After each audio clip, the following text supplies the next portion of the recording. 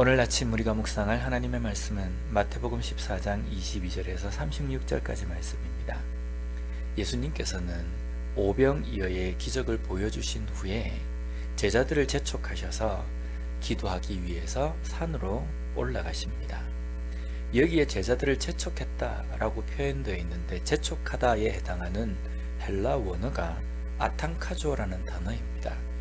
이것은요, 무엇을 강제로 하게 하다, 억지로 무엇하게 하다라는 뜻입니다.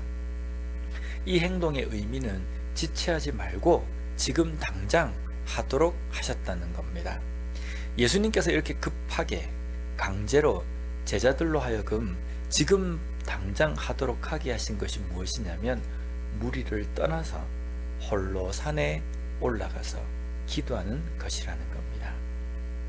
오병이어로 기적에 도취되어 있는 제자들 그리고 무리들, 그들에게 예수님은 오늘 본문을 통해서 무엇을 보여주시고자 원하시냐면요, 그러한 상황 가운데서 우리가 나아가야 될 자리는 추앙받고 승리에 도취되어서 그것을 무용담처럼 쏟아내고 그것을 나의 자랑인 것처럼 이야기하는 그러한 자리로 나아갈 것이 아니라 기도의 자리로 나아가야 될 것을 우리에게 말씀하시고 있다는 겁니다. 때때로 우리의 삶에 일어나는 여러 가지 일들 속에 이런 일들이 있지 않습니까? 나의 무용담처럼 늘어놓고 싶은 이야기, 나의 어떤 큰 공적처럼 내가 말하고 싶은 어떤 이야기들, 그런 일들을 겪게 될 때 우리는 누군가에게 말하고 싶어하고 또 자랑하고 싶어 한다는 겁니다. 그런데 그럴 때에 자랑하는 자리, 무용담처럼 그것을 늘어놓는 자리로 나아갈 것이 아니라 하나님 앞에 기도하는 자리로 나아가야 된다는 겁니다. 왜냐하면 나에게 일어난 이 일이 내가 잘해서가 아니라 내가 노력을 해서 얻은 것이 아니라 하나님께서 하신 것임을 잊지 않아야 하기 때문이라는 겁니다. 내 삶에 일어나는 지극히 적은 일들도 그 일이 내가 해서 된 것이 아니라 하나님께서 하신 것이라는 것을 고백하는 것, 이것이 우리의 삶에 정말 중요하다는 겁니다. 이것을 잊게 되면요, 교만하게 되고 하나님의 그 은혜와 하나님의 일하심을 잊게 되어버린다는 겁니다. 기도하신 후에 예수님은 배에 있는 제자들에게로 오십니다. 이 상황에 제자들은 어떤 상황이었냐면요, 예수님이 기도하러 산에 올라가신 이후에 이들은 바다에 배 위에 있었습니다. 해는 저물고 캄캄한 가운데에 밤바람이 심하게 몰아붙여서 파도가 배를 마구 흔들었습니다.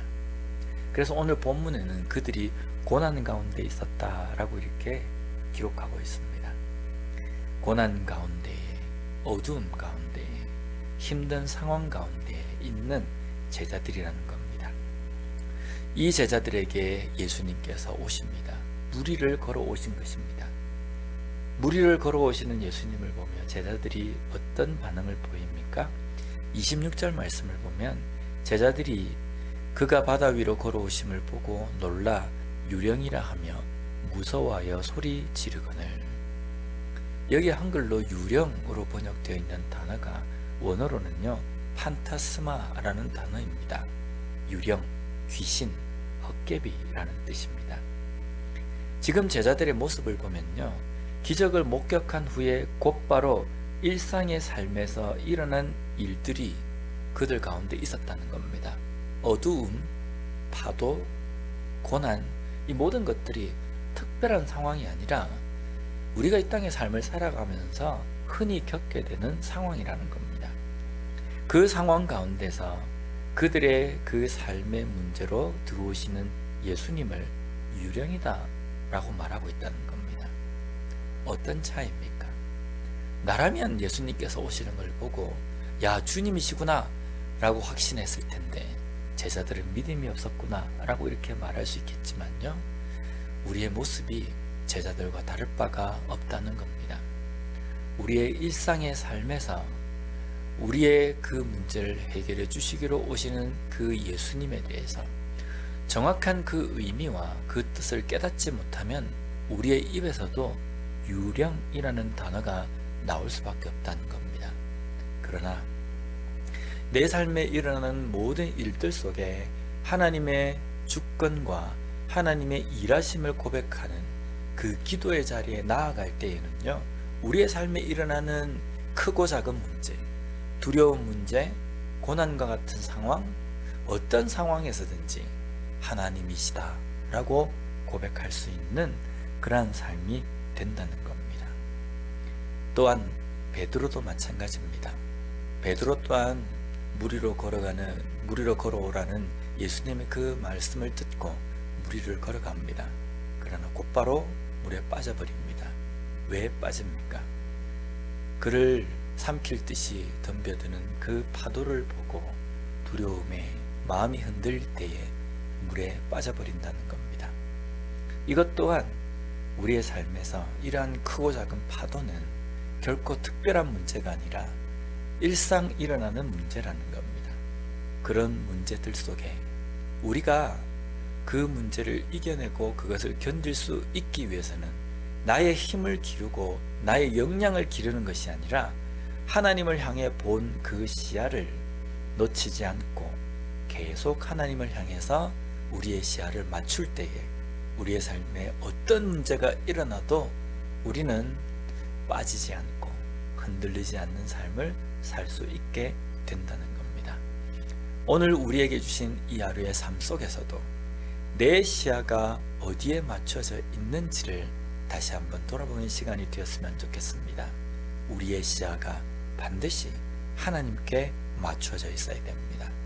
하나님께 맞춰진 시야로 인하여서 내 삶에 일어나는 여러 가지 문제들 가운데서도 흔들리지 않고 내가 걸어가야 할 그 길, 하나님만을 바라보며 걸어가는 그 길을 걸어감으로 인하여서 오늘도 말씀으로, 믿음으로 승리하며 살아가는 우리 더비전교회 모든 성도님들이 되었으면 좋겠습니다. 기도하겠습니다. 하나님 감사합니다. 오늘 말씀을 통해서 다시 한번 하나님의 그 뜻을 깨닫게 하여 주시니 감사합니다. 우리의 삶에 일어나는 크고 작은 문제들 가운데에서 우리의 시선이 나 중심으로 맞춰져 있지 않게 하여 주시고, 때로는 내 삶에 일어나는 그 문제에 우리의 시선이 맞춰지지 않게 주님 붙들어 주시옵소서. 오직 우리의 시선은 하나님만을 향할 수 있는 저희들이 될 수 있도록 주님 도와주시옵소서. 그러므로 말미암아 우리의 삶에 일어나는 여러 가지 문제들 속에서도 흔들리지 않고 가야 할 길을 걸어갈 수 있는 우리 더비전교회 모든 성도님들이 될 수 있도록 주님 함께하여 주시옵소서. 예수님 이름으로 기도드립니다. 아멘.